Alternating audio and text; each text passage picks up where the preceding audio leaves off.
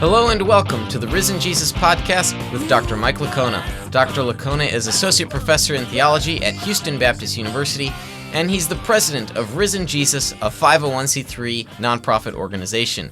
My name is Kurt Juris, your host. In last week's episode, we looked at what historical bedrock was and how it pertained to the minimal facts argument.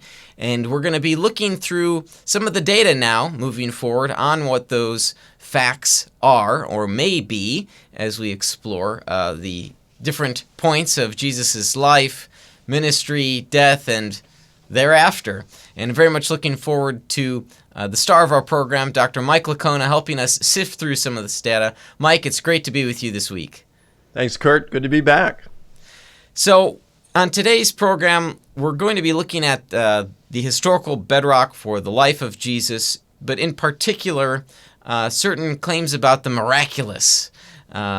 Jesus as a miracle worker, as an exorcist, and also as an eschatological agent. Now, eschatological, that's a big term. What does that refer to? Well, eschatos means the end. It's the last. So we're talking about the end times, the last times, the final day. So it would be, when we talk about an eschatological agent, it would be the person who ushers in God's kingdom on the final day. Okay, great. So before we get to the eschatological agent, let's talk about Jesus as a miracle worker and as an exorcist. So this is something that, in particular, non-Christian sources kind of refer to Jesus as. And I think that's really intriguing. But you're the expert here, so tell me more. Well, you're right. You mentioned about a non-Christian sources. You do have Josephus, who is writing toward the end of the first century. Josephus, as we mentioned in a previous season, he was not a Christian. He was born into a Jewish family of where his father was Matthias, who was a popular priest, Jewish priest in Jerusalem. So this places Josephus geographically in the region where the church was headquartered, and where Jesus did had done a lot of his work. He's born around the year 37, just a few years after Jesus' crucifixion, so he would have been there while the apostles are out proclaiming their message about Jesus. And Josephus mentions a few things about Jesus. Now, you've got one of the two texts in which Josephus mentions Jesus. There are just some disputed items in it, rightly so, justifiably so, because it appears that a Christian at some point doctored up the text a little bit. But most scholars, Josephus scholars who study this text, agree that Josephus mentions Jesus as a miracle worker, one who performed astonishing deeds. He doesn't use the typical word dunamis for miracles. He uses, I think it's paradoxon, which means like astonishing deeds, amazing deeds. So it's not the typical Christian word that's used, the word used by the Christians for miracle, but he's still using a term for that. So you have Josephus, who mentions Jesus as a worker of astonishing or amazing deeds. That doesn't mean that he believed Jesus did those things, but it shows that Jesus was known as a miracle worker. So you do have at least one non-Christian source who mentions Jesus as a miracle worker. You also have in the Christian sources, the earliest Christian source would be Mark, who's writing around somewhere between 20 and 40 years after Jesus' crucifixion. I had a student at Houston Baptist University. I supervised his thesis, and he did it on some prolegomena, some preliminary matters related to the Gospel of Mark. And he found that he surveyed over 200 critical scholars writing in English since 1965. And those who are commenting on the Gospel of Mark, they're writing articles about Mark, journal articles, or they're writing books, commentaries, or New Testament introductions on the Gospel of Mark, commenting on it. And those that comment, the majority of them not a substantial, but certainly a majority of them were saying that Mark wrote between the years 50 and 70, which was a surprise to both of us. And then that can be narrowed further to between the years 65 and 70. So, and you don't have many scholars at all, maybe 10%, who put it after 70. There's a thought that's going around that that most scholars would place it after 70, or a significant, a substantial percentage, but that's not the case. It's a very small minority that date Mark after the year 70. So, but even at the latest, let's say if you say 70 and you date Jesus' crucifixion at the earliest, which would be the year 30, you're looking at only 40 years. And Mark certainly mentions Jesus as a miracle worker. Now, you contrast that with other miracle workers, such as Hanina Mendoza, Honi the circle drawer, some of these others. I'm trying to think who else there would have been. Apollonius of Tyana. Those miracles are being reported more than 125 years after the person had lived. But with Jesus, within 40 years at most, with the Gospel of Mark, and perhaps even sooner. So it's early. It's reported by an unsympathetic source, Josephus, and it's reported in every layer of the gospel tradition. So it's in Mark, it's in the so-called Q source, which is, as we looked at in our second season of this podcast with the synoptic problem, the Q source is the hypothetical source used by Matthew and Luke. So if you have common tradition, with verbal parallels between Matthew and Luke, but it's absent from Mark, well, they couldn't have used Mark as a source. And because of the verbal similarities, it seems that they were either using a common source, could have been oral tradition, or either Luke was using Matthew or Matthew was using Luke. And the common source, again, could have been oral tradition or a written document, which that's what most scholars who go with the Q source think. It was written, and they give various reasons for that. And Q is just simply an abbreviation for the German word Quelle, which means source. So that's all it is. It's just a hypothetical source used by Matthew and Luke. And the majority of critical scholars today go with that. Was there a Q, or did Luke use Matthew? We don't know for sure, but it's not a big deal. But, it's in every layer of the gospel tradition. It's in Mark. It's either in Q or Luke used Matthew. Matthew used Luke. It is in what's called special M material. That would be material content in Matthew that's unique to Matthew. It's not found in the other Gospels. It's in the special L material. So that's material that's unique to Luke, but not found in any other.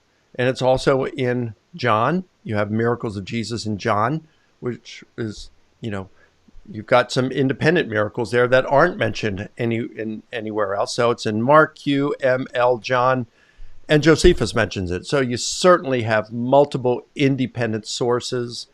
It's in, like I said, every layer of the gospel tradition. So that Jesus was a miracle worker is granted by virtually every historian of Jesus, regardless of their theological persuasions.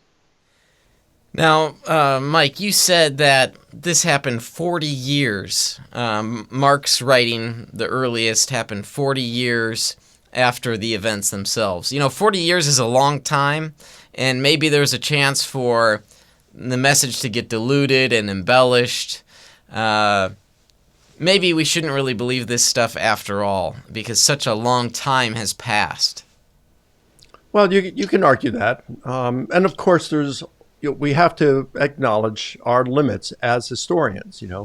A theologian, or just someone who is reading scripture, and if they want to be a skeptic, you can go ahead and deny that Jesus performed deeds that astonished crowds and that he regarded as divine miracles and exorcisms. But you do have this multiple independent source. You do have Josephus. Why would he get that from a Christian source if he's not a Christian? Why would he even care what the Christians say about that? But you can do that. I mean, there's just a sense in which we can only go so far with the evidence. But if you're that skeptical about 40 years, And remember, it might even be as soon as 20 years or even less. But if you want to, be that skeptical about 40 years, I mean, that's not that long ago. Right now, we're recording this in the year 2021. So, we're looking at 1981, which would be 40 years. Well, if you go back just a few years before that, 6 years before that, you have the end of the Vietnam War. And there are many Vietnam vets who are still alive today who can tell you about the Vietnam War, lots of documentaries being made. Apparently, historians don't think 46 years is too long ago for eyewitness testimony. They're still interviewing World War II vets, the few that are still alive. And that war was over, 55, 76 years ago here in 2021. 76 years ago, and yet they're still interviewing World War II vets. When you are involved in something, you tend to recall it a little better. You tend to recall things better if it emotionally impacts you. So take, for example, 9/11.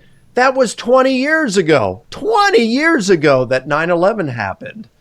And yet, if you talk to just about anyone who was an adult during that time, you can ask them what the weather was like that day, and they'll tell you what the weather was like. But then you go and you say, well, what was the weather like on 9/11 last year? And they won't be able to tell you. Well, why do they remember it from 20 years ago? Well, because they were emotionally impacted by it. The weather in that day was burned into their memory. You just don't forget those kinds of things. So it's like if you saw Jesus walk on water, I don't care if it was 80 years ago, you would remember it. You might get some of the peripheral details confused, but you're going to remember the general, the gist of what happened. I remember for 9/11, I was in 8th grade applied arts and technology course when I learned of what happened. I didn't quite, I was just a kid. I was in middle school. I didn't quite know the gravity of the situation yet. I maybe had heard of the World Trade Centers before, but when you're just a child, you don't realize that impact until maybe you turn on the TV and realize what's happened.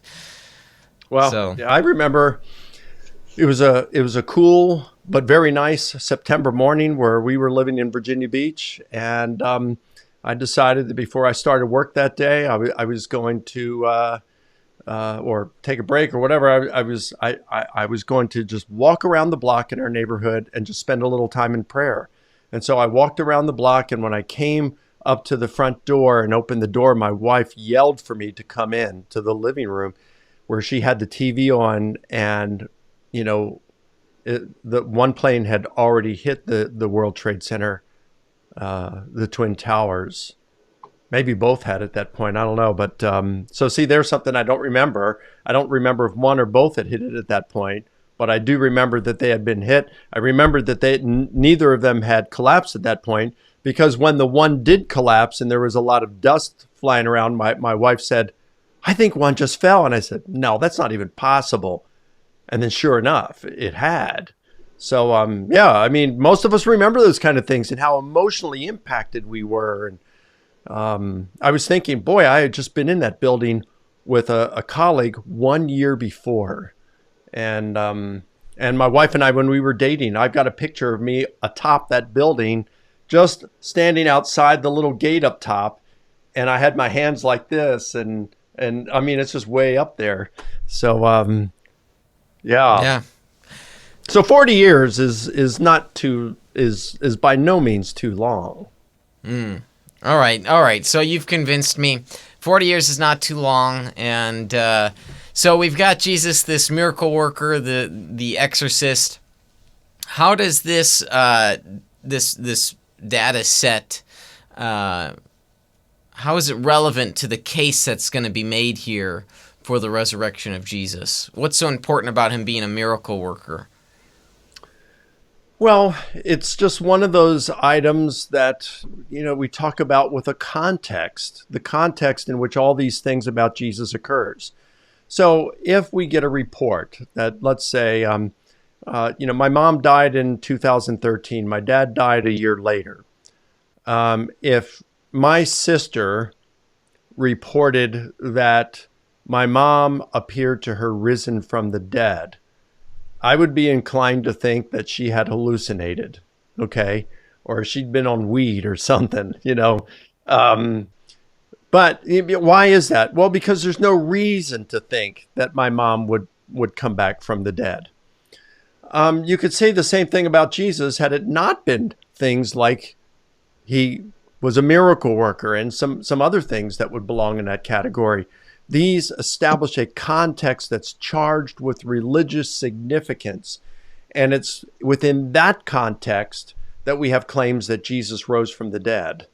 And that makes a difference. So, if Jesus actually rose from the dead, that's the kind of thing we would expect if God actually exists and Jesus was who he claimed to be.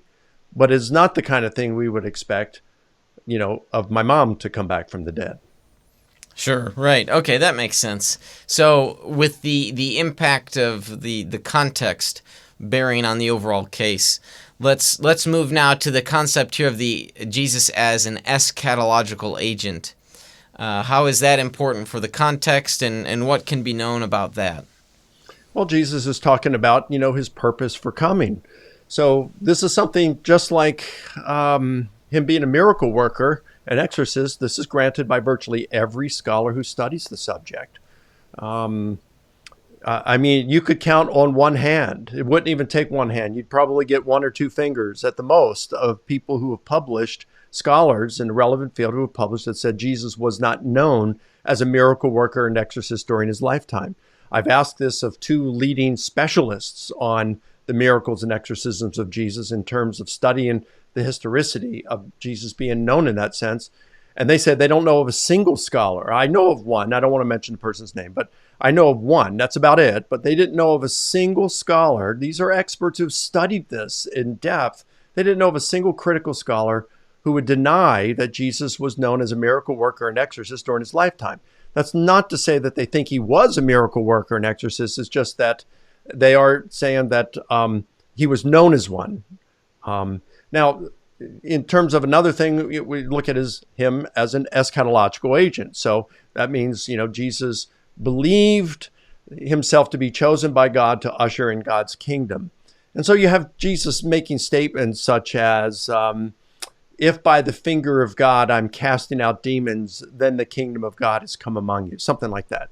And that is found in both Matthew and in Luke. Indeed, that is one of those sayings that qualifies as belonging to the Q material.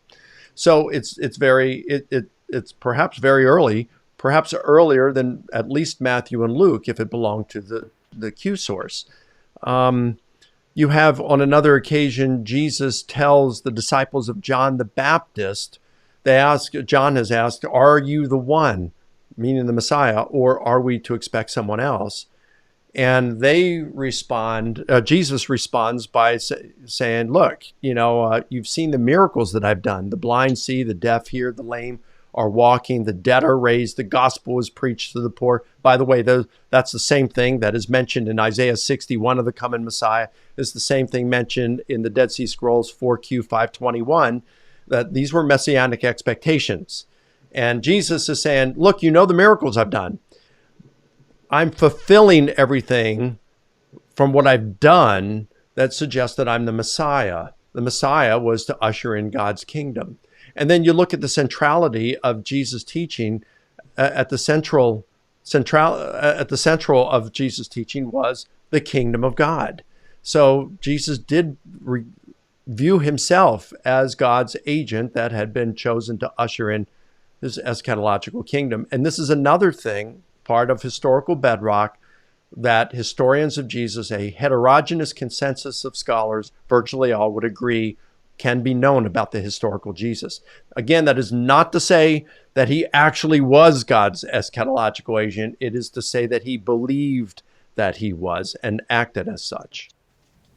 Right. And that distinction is important because it's this other data that we'll come to later on, certain activities that, the best hypothesis for the explanation will help us to make that connection back to what Jesus believed about himself so it can verify, depending upon your view, your hypothesis, it can use that data set better than some other hypothesis may. And so, very good. All right. Yeah, I mean, if you're a skeptic, you can say that Jesus was a magician, an illusionist. You could say that he was a deceiver. You could say that he was deluded into thinking he was God's eschatological agent. But, at least look at the data, and that's why what scholars do, they look at the data and they're able to conclude that he was known as a miracle worker and exorcist during his lifetime. He did regard himself as God's eschatological agent. Right. And that's far more than just a mere magician or someone who was doing signs and wonders, to use some of the biblical terminology, but because he believed himself to be someone more important than someone who merely did those things. So that is important when we're thinking about the best explanation here. Great. Well, thanks, Mike, for helping navigate through the ideas there of Jesus as a miracle worker and an exorcist, what the data was there, and the importance that Jesus as an eschatological agent plays. I know it's a big term, but I think we all get the gist of what you mean there and what others mean when they use that terminology. And looking forward to next week exploring some of the claims that Jesus made about his death and possible resurrection. We'll get into that. I know that can be tricky, and there's arguments back and forth on that, so I look forward to hearing your thoughts next week. Well, if you'd like to learn more about the work and ministry of Dr. Mike Licona, visit risenjesus.com to find authentic answers to genuine questions about the historical reliability of the Gospels and the resurrection of Jesus. If this podcast has been a blessing to you, please consider supporting our work. Go to risenjesus.com/donate. Be sure to subscribe to the YouTube channel here of Dr. Licona, follow him on Facebook, and follow him on Twitter as well. This has been the Risen Jesus Podcast, a ministry of Dr. Mike Licona.